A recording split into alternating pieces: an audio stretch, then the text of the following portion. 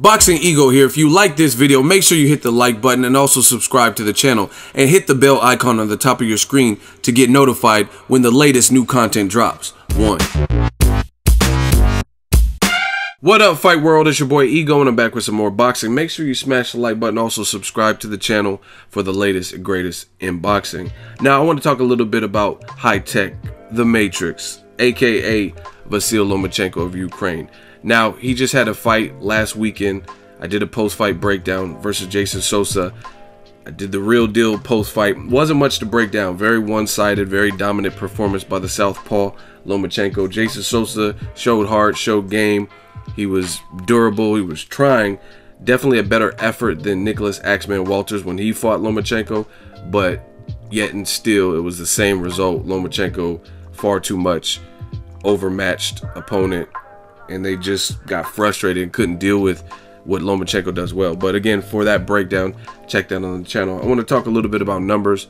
Lomachenko versus Sosa, it peaked on HBO, regular HBO World Championship Boxing. It peaked at 886,000 viewers on HBO, and it averaged 832,000. So those are strong numbers, just under 1 million.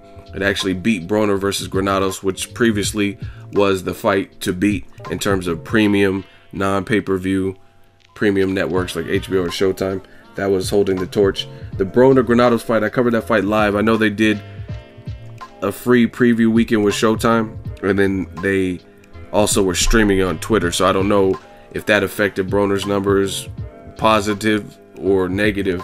I don't know what kind of, because that was the first time I really recall the fight being streamed on Twitter. So I don't know if those numbers are like the Twitter viewership. I don't know if that's included or not, but very strong numbers from Lomachenko. Off the top of my head, I want to say this might be his best viewership as a main event. I think this probably trumps his fights with Gary Russell Jr.'s viewership or the Walters viewership, and maybe, well, definitely the Rocky Martinez, yeah, because the Rocky Martinez fight happened on the same night as a Showtime card with John Molina Jr. versus Ruslan Provodnikov, Demetrius Andre, Willie Nelson. So these are probably some of Lomachenko's strongest numbers. I want to say, again, before making this video, I didn't do the research, but off the top of my head, I would say this is probably his strongest viewership. And these are good numbers. Anything at $1 million, close to $1 million for a Lomachenko on regular HBO, or if this was Showtime, these are, I think, good numbers. So Lomachenko, they're building him, and it didn't hurt that the Top Rank did a triple header with Ukraine friends and Ukraine fighters that they're pushing. I thought Vasyl looked good versus Uniskif Gonzalez, who he didn't really, his basic claim to fame was Jean Pascal fight, and I thought he beat Jean Pascal, but after that he kind of didn't really look great in some of his fights. But Vasyl, he went in there and handled business. You also had Usyk, who looked good. He kind of had a slow start. I had him losing the first 3 rounds, and then round 4, round 5, around that moment, I think Usyk got in the rhythm and found something, and then he just took over from there. And literally, he probably could have stopped Michael Hunter, or not that he could have stopped. The ref probably could have stopped the fight in the 12th round, because Michael Hunter was giving him all the opportunities in the world, and he was taking too much punishment in that 12th. So his 11-month layoff and being in there with a talented guy like Usyk was probably too much to come back straight to. So as far as Lomachenko, good numbers. These are good numbers. And I'm really anxious because Lomachenko, he's clearly a talent. I put people on Lomachenko before a lot of people even knew about him. The videos are still up on the channel in case you want to check it. Just type in Vasyl Lomachenko Boxing Ego into the YouTube search engine. You can pull up all the previous videos I did. I even compared him to Willie Pep and Floyd Mayweather.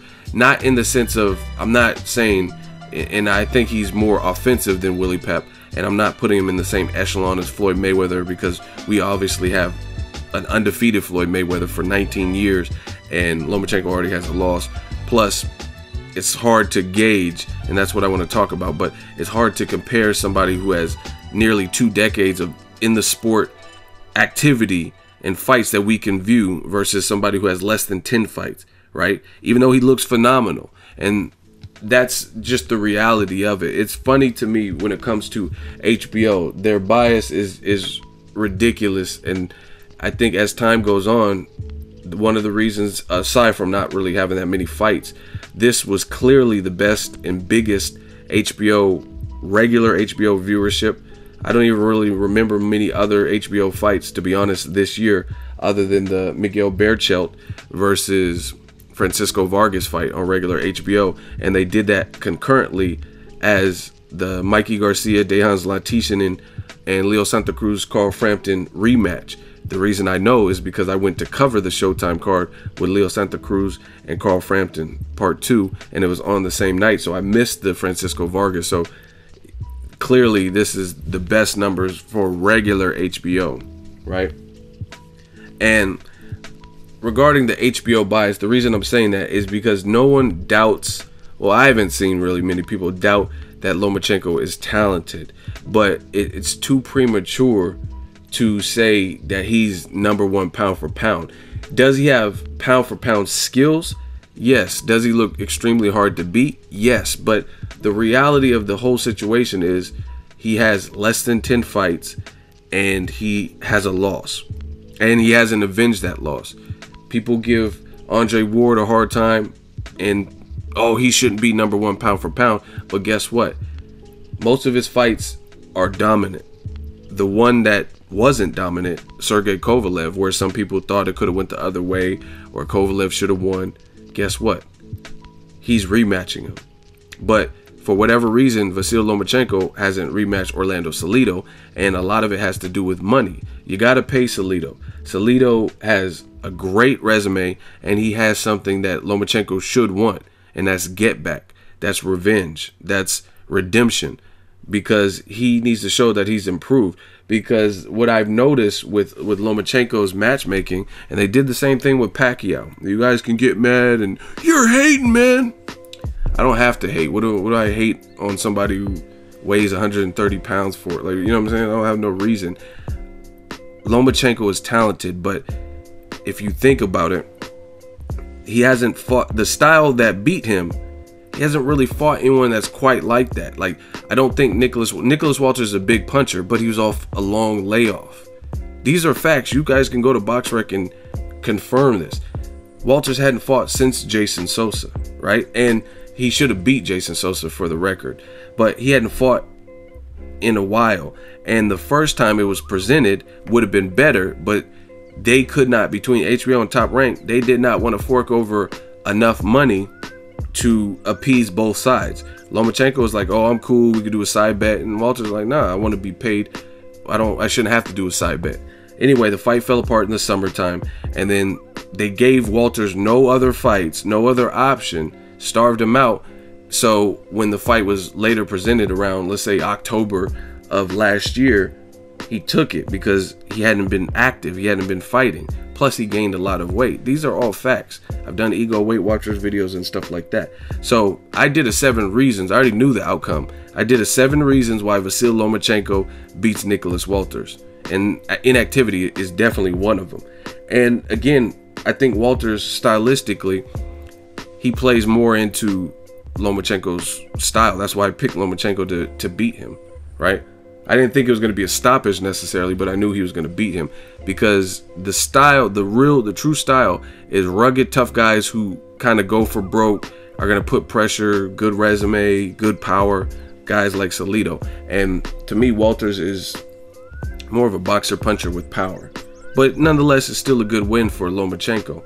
Jason Sosa, he was a champion, but I mean, there's a reason Lomachenko was a heavy favorite. One, because he's skilled, but also because Jason Sosa, most people thought he lost to Nicholas Walters. He had a war with Steven Smith, right? He got knocked down by Javier Fortuna and then later stopped him in China. Good win, but these are facts. So I had no doubt in my mind that Lomachenko was going to beat Sosa like most of you. So I want to see Lomachenko.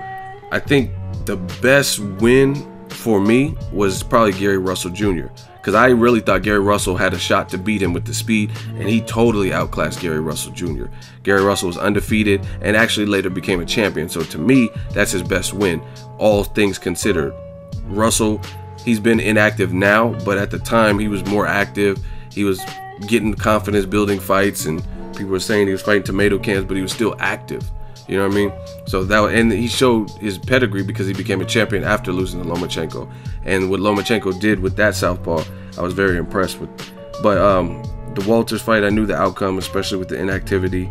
I think had it not been for the inactivity, maybe it would have been a little bit more competitive at the very least. And then Jason Sosa, tough, durable, but you're gonna have to do a lot of things right, and he kind of froze up. You can't let guys like Lomachenko get into a rhythm. So moving forward, these are good numbers, just under $1 million for Lomachenko. But I really think that he should fight Orlando Salido in a rematch, and I don't know why fans should be clamoring for that before he moves up to 35 and talking about Terrence Crawford. Like, that's, to me, I don't think he should fight Terrence Crawford. I think that's completely bad, and I think his manager agrees with it. That's not a good fight. Like, you don't want to take a fighter like Lomachenko who's good and rush him through these weight classes like that. That's, to me, that's overkill. Terrence Crawford's too damn big for Lomachenko, especially right now. Makes some noise. Even a Pacquiao fight, there people were bringing up stuff like that. Pacquiao is strong. Pacquiao's fought guys way bigger than Lomachenko, and I understand Lomachenko's fast and active, and Pacquiao's fighting Jeff Horn. I understand all of that, but Pacquiao is no slouch even at this age. And Lomachenko, one thing I think is overrated, because if you look at his resume, you're like, okay, 8-1, 6 KOs. He's a very firm puncher, but I honestly think his power is kind of overstated. Like, he was hitting people. He was hitting like Nicholas Walters at will. You know what I mean? And Nicholas Walters didn't really even seem visibly hurt. He seemed like he was just like frustrated. It was like a no mas, like Roberto Duran. Didn't look like he was on Queer Street. He might have got hurt the round before he quit, but he didn't look like he was just like rocked in about. You know what I mean? So that's another reason why I don't think the Lomachenko should rush through these divisions like that, because I don't think his power, if anything, is respectable, but I don't think it's on the power meter. It's not no Golovkin, Wilder, Joshua power, Artur Beterbiev. It's nothing like that per capita. You know what I mean? Now he has the skills to move up and stuff like that, but you got it. There's going to be different challenges as you keep moving up in weight. So I think Orlando Salido should be the real big next order of business to me. I would like to see a Tank Davis fight, but I think Tank Davis should probably fight the Liam Walsh, see how he does, get past that, and take a couple of fights before that, and then fight Lomachenko. And that's just so to maximize the competitiveness of the fight. Give Tank, who's 22, you know what I mean, you're gonna put him in there with somebody who has almost 400 Emmys, and that's not, you know what I mean, to give him the best fighting chance and the best competitive fight. I think Tank probably should take more fights. And then the other guys, like maybe Miguel Berchelt, I'd be good with that. But it seems Lomachenko, he's kind of looking for big paydays, big purses. He's doing solid numbers, so he might move up and fight Terry Flanagan. I actually haven't been really impressed with Flanagan, to be honest, so I would pick Lomachenko in that pretty handily. I think he's more versatile and he's more skilled. Now, Mikey Garcia, that's a different fight, because although Lomachenko is much faster to me than a Mikey Garcia, faster feet, and that's something that Garcia is going to have to acclimate to and adjust to. Garcia is strong as hell, and he does have single shot debilitating power, whether he knocks you out or not. So Lomachenko staying in pocket is not going to be the same to me. Like Jason Sosa, the big problem that I noticed with him, he actually had, see, you have to know boxing, because some of you guys are going to be like, you're full of shit, and think I'm making up stuff.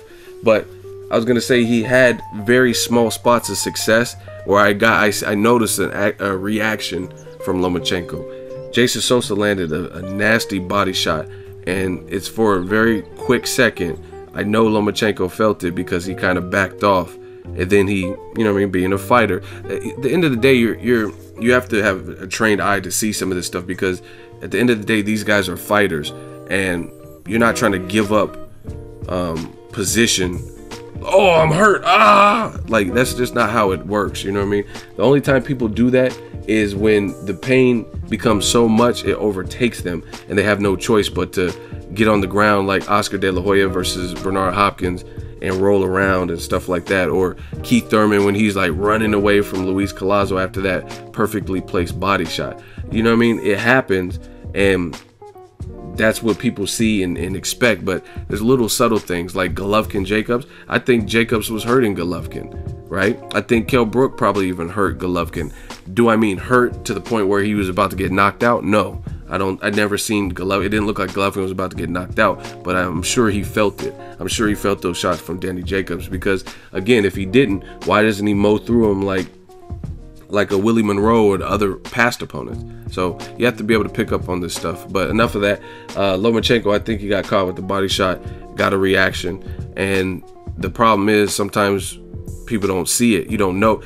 Guys have poker faces. You don't know you hurt him. You don't know that had an effect on him. So you stop doing it, and then you let Lomachenko come back, and he goes back to the game plan. So very skilled fighter, very smart fighter, very trained fighter, very seasoned. And Jason Sosa wasn't able to capitalize. However, Mikey Garcia, that's a different ballgame, because I think Mikey is a cerebral type of methodical fighter who tries to pick his shots and make it count. He's gonna have to adjust to the timing and speed, but he's the naturally bigger guy. Fought 2 fights at 35, well, actually 1 fight at 35, and got a vicious knockout. I was there live. And he fought at 140, got a knockout. So he's clearly the bigger guy. He's clearly the bigger puncher. But you have to hit the target. So that's a good fight. I would like to see it. I think Terrence Crawford, that's asking too much of Lomachenko. Pacquiao probably too. But if he wants to fight Flanagan, move up, I think he would beat him. And then Mikey Garcia. Even a Jorge Linares would be a good fight, because when Linares is on, he's boxing beautifully. So a lot of good fights, a lot of good options at 35. So he might end up moving up. But I'm still down for the Salido fight. Clear the air, clear that up, pay Salido a little bit more, take a pay cut, whatever you got to do, and show your improvements. He says, Lomachenko said post-fight, I was in 8th grade, now I've graduated, and I want Salido to come to university. So let's see it. I really think that should be the next fight, because that will show us a bit more, because this is the proven style that has already defeated you. Can he do it again? Was it a fluke? Is Lomachenko better? Has he improved? You know what I mean? That, to me, the way I watch boxing, beating Salido even now, because Salido, he just had a disputed loss. Like, people see, this is how I know who knows boxing. People always talk about, like, I could tell some of you guys just go to Wikipedia and look at these fighters. Someone's like, oh, why should Lomachenko even fight Salido? He lost his last 4 fights or something like that. But you look at his resume, right? And if you actually watch the fights instead of just going to Wikipedia, you will know that those were disputed. A lot of those are disputed losses. You know what I'm saying? Like the Rocky Martinez, he fought that on Floyd Mayweather undercard. I thought he beat Rocky Martinez. You know what I mean? So technically, the Rocky Martinez fight, the second one, he should have beat him. And Rocky Martinez should have never even been a champion to have even faced Lomachenko. Francisco Vargas, that was a fight of the year type of fight last year. And some people thought Salido won. Some people thought Vargas won. So again, if you just go to BoxRec or Wikipedia and you're like, oh man, he lost or had a draw in 2 fights and lost the other one, so he's basically 3-4. Like, no, it's not how it works. Salido is still game, and these aren't clear definitive. It's not like he's getting knocked out like he did earlier in his career. So, and nonetheless, this is the guy that beat him, so it doesn't matter if he lost 10 fights in a row. You know what I mean? This is the guy who beat him, so why not avenge that? My thoughts. Let me know what you guys think. Drop it in the comment section. Make sure you share the video, like the video as always. Hate, comment, and subscribe. Till next video is Ego signing off. So if you enjoyed this video and want more content like this on the channel, you can show your appreciation by going to the PayPal donate button or the YouTube support button, and you can donate any amount that you feel is equivalent to the value of this video. Much more to come. Thank you guys for your support. Boxing Ego, the future of boxing.